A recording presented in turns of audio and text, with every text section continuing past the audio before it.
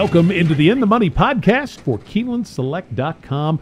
Travers Day at Saratoga, and that means a boatload of stakes races, and it's an all-stakes pick four, and we're going to take a look at that for you here on the podcast. I'm Tom Leach, along with Jim Goodwin, Keeneland's Director of Wagering Development, and big news, of course, last weekend with the announcement that the Breeders' Cup is coming back to Keeneland, and we'll have that to look forward to as well as the upcoming fall meet. But today we're looking forward to a big card at Saratoga, and Jim, we start the all-stakes pick four in the eighth race with the Grade 1 Ballerina. This is not just an all-stakes pick four. It's four straight Grade 1s. Ballerina, fillies and mares, 3 and up going 7 furlongs. Who do you like?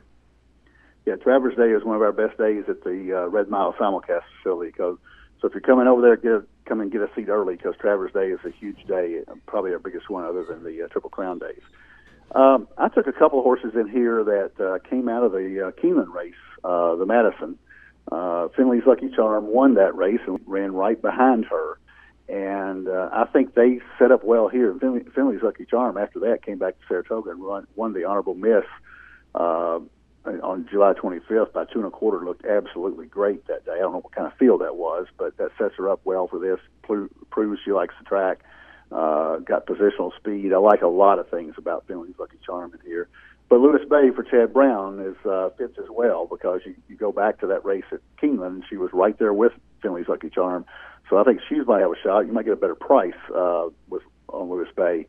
The other horse I would use, Marley's Freedom, the 7 chipping in for Baffert from the West Coast. And if you go back to the 27th of May stakes race at Santa Anita, she ran a 105 by her, won by 7 1/4. So she's gotten really good, really fast under Baffert, switched from Robert Hess. And Baffert's won 2 in a row with her, went off at 1-5 last time. So they're shipping her to try to get her Grade 1 for her, and she might fit really well here. So that's the 3 I'm using. We'll get to pick 4. Finley's Lucky Charm is my pick because of that last race at Saratoga. Yeah, I ended up on Marley's Freedom in here just because of that Baffert angle. There's not a big Baffert horse in the Travers, as has been the case in the last couple of years. So this is maybe his main target, and I think he's awfully dangerous when he does that. I like Ivy Bell a lot, though. I think she's going to love the cutback from 1 mile and 1/8, and I think she's had a couple of races where circumstances weren't favorable for her, and I think it could be in here. So I think those two in an exacta box would be a good play. And then really I think probably the best place to key Ivy Bell with Marley's Freedom and with Finley's Lucky Charm and maybe to a lesser extent Lewis Bay. I think Finley's Lucky Charm looks awfully salty as well. And Ivy Bell's going to be a better price. So I think within the race my bet would be to key her in exactas with the 5 and the 7. But on the Baffert angle, I'm going to go for the win on Marley's Freedom. The 9th race is the Grade 1 Forgo, and you've got a California shipper in there too that I like, and that's City of Light. He has won 2 times at 7 furlongs, 4 consecutive 100-plus buyers, and I think he might just be better than these. The cutback ought to be ideal as well. So I'm going to go in City of Light here. But I also was real impressed with No Dozing's race. Off the layoff to show a significant improvement. Get a 100 buyer. Rosario rides right back. So that's the one that I think is dangerous and at a price too. And after that, there's not a whole lot of difference between the 3 on the inside, Limousine Liberal, Awesome Slew, Whitmore, Warriors Club out on the outside, CZ Rocket. So I'm just going to use 2 to keep the ticket manageable, City of Light and No Dozing when we get to the pick 4. But there's credentials for just about every horse in this race. Who did you go with? It's a nice race, but I like City of Light as well. I think that any horse that can win at 7 furlongs, 1 mile and 1/8, it ran really well in the Gold Cup at 1 1/4. Got beat by 5 1/2 to the best horse running right now, Accelerate. So, he does everything. When they stretched him out, there were some question marks when they took him to Oaklawn, but he won the Oaklawn Handicap and then came back and ran the Gold Cup very well. Back to his best distance at 7 furlongs here. I think he's going to be a short price, but I think he's got a big shot here. Only question is, been off since May 26th. So if you think he might need one, then you've got all kinds of options in here. I think you go Limousine Liberal would be my second choice, but Awesome Slew, Whitmore, and CZ Rocket all have a shot. Warriors Club drew a really tough field here. He's surprised me in the past by running really well in races I didn't think he would run well in. I would be shocked if he runs better than Seth here, because this is a loaded field. If City of Light doesn't bring his best, I think Limousine Liberal, Awesome Sloop, Whitmore all have a shot. But I'm going to say he's going to bring his best with him and take this field. Grade 1 Sword Dancer is the 10th race at 1.5 miles on the turf. This also, I will mention, starts a late pick 4 that concludes with the last 2 legs being the Grade 2 Boston Spa and then a maiden claimer. So if you want to play that, it starts in the 10th. Who did you go with in the Sword Dancer? Well, I think that Albertrani had to really like the way this race drew in, because Sadler's Joy, the last 3 races, has almost gotten there. At 1.25 miles, 1.375 miles, and in a couple of those, there wasn't that much upfront speed, and I think there's plenty of upfront speed here. And he drew the 10 hole, which is perfect for someone with his closing ability, that Castellano can just kind of size up the field and run them down in the stretch. I think this race sets up really, really well for Sadler's Joy. I think Fantastic, Glorious Empire, and High Happy all got good speed, so there's going to be a good pace in here for him to run at. Stretching further out to 1.5 miles, which is probably his best distance. He's 3 for 7. I think it really bodes well for Sadler's Joy. But if something happens on the front end, sometimes you look at a race like this, and with an excessive amount of speed, sometimes they don't go. And if they let Fantastic get a lead, or if they let Glorious Empire get a lead, either one of those could go a long way. I'm thinking it will be a contested lead, though. So I'm thinking that those two have a shot. Spring Quality could jump up too and close. Could be a blanket finish with Spring Quality and Sadler's Joy both flying at the end. But I'm going to use Sadler's Joy. Going to play probably a 3-10 exacta box with Fantastic, thinking he might hang on for a piece at the end and get passed at the end by Sadler's Joy. It's funny, we don't talk about this before we tape, but that's who I ended up on as well, with Sadler's Joy. His favorite track, favorite distance. Castellano riding him for the 3rd time. I think he's getting to know him, and there really wasn't much pace in that last race.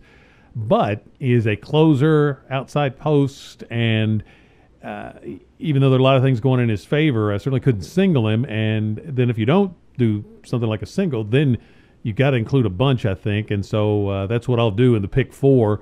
High Happy's probably would be the next most likely win. I think he just didn't like that turf course last time.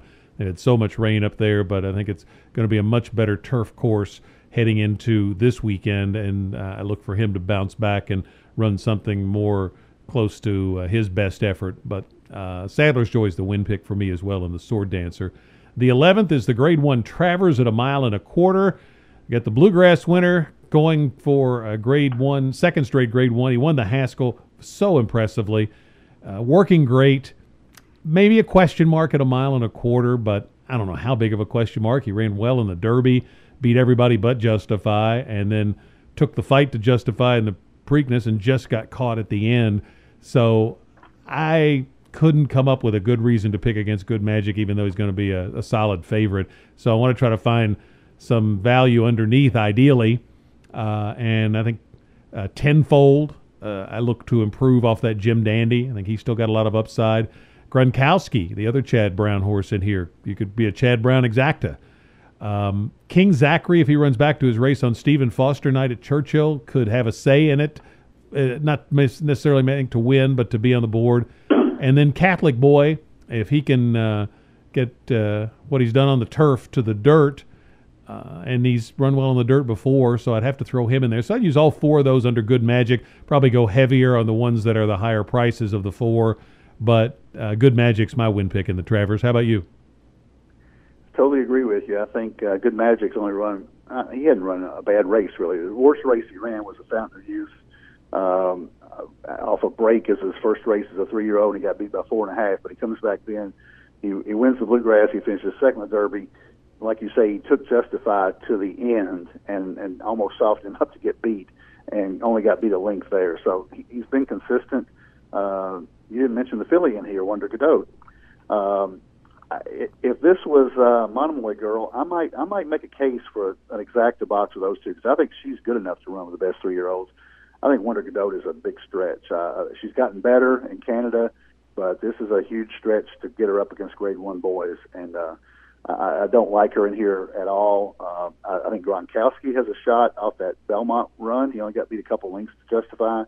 I think Vino Rosso, Bravazzo, Catholic Boy has some speed, and if they let him get a lead here, he could take him a long way. And he's already proven he can beat Analyze It on the turf. I don't know if he can carry that speed on the dirt or not, but he's proven on the dirt back in the Triple Crown years or Triple Crown early races. Trigger. The one horse Trigger Warning has some speed as well, but I think that will compromise Catholic Boy. I'm going to use Good Magic here, and I'm going to box Good Magic. You mentioned Gronkowski. I'm going to do an exact box with those two. Chad Brown seems to run 1-2 a lot in New York, so I think that's a good play. Maybe use it a little more Good Magic over Gronkowski, but that's the way I'm going. When I get to my pick 4, I've got a unique perspective here to try to cover both my singles. Well, let's hear it then. Give me your pick 4, starting with the Ballerina in the 8th. Good segue there, wasn't it? Okay. Yes. I'm going to use on both my. I'm going to play 2 tickets, and I'm going to on both my tickets. I'm going to play the same horses in the 8th and 9th races. So I'm going to use the 3 horses I talked about in the 8th: Finley's Lucky Charm, Lewis Bay, and Marley's Freedom. So that's 5, 6, 7. And then in the 9th race, the 4 go, I'm going to use 3 horses as well. I'm going to use Limousine Liberal, the 1, Whitmore, the 3, and City of Light, the 8. So on both tickets, I go 5, 6, 7 with 1, 3, 8. And in the 10th race, I think you made a good observation. If Sadler's Joy doesn't win, then I think anybody can win it. So on one of my tickets, I am going to single Sadler's Joy. On my other ticket, I'm going to use all. And then on my last leg, with the ticket that I use all, I'm going to single Good Magic, the 9 horse. So one of my tickets is 5, 6, 7 with 1, 3, 8 with all with 9 for $45. And then my other ticket is going to go 5, 6, 7 with 1, 3, 8, single Sadler's Joy, the 10 in the 3rd leg. And then in the last, just in case that Good Magic doesn't have a good day, I'm going to use 6 deep there. The 3, 4, 5, Gronkowski, Bravazzo, Vino Rosso, and then the 9, 10, 11, Good Magic, Tenfold, and Catholic Boy. So if both my singles hit, I can hit it twice. If one of my singles stubs his toe, I could hit it one time and maybe catch a good price for the other one. So that's what I'm doing. I'm going to do a $45 ticket and a $27 ticket. I'm going to go 3 deep in the first leg: Marley's Freedom, Ivy Bell, Finley's Lucky Charm. So 2, 5, 7. I'm going to use 5 and 8, No Dozing and City of Light in the next leg.